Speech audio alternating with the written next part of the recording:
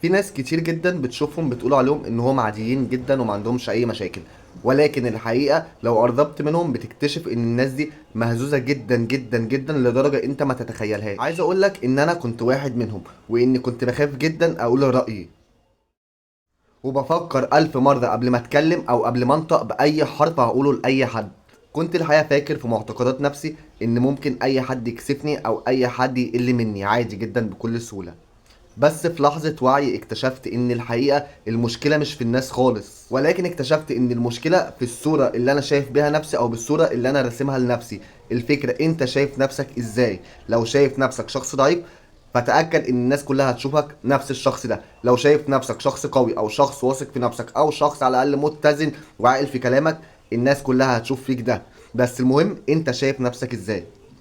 وبكده نكون خلصنا كلامنا. ما تنساش لو الكلام ده عجبك تدعمني بلايك، لو في حاجه حابب تقولها لي يا ريت تكتبها لي في تعليق، ولو مش مشترك اشترك. والسلام عليكم ورحمه الله وبركاته.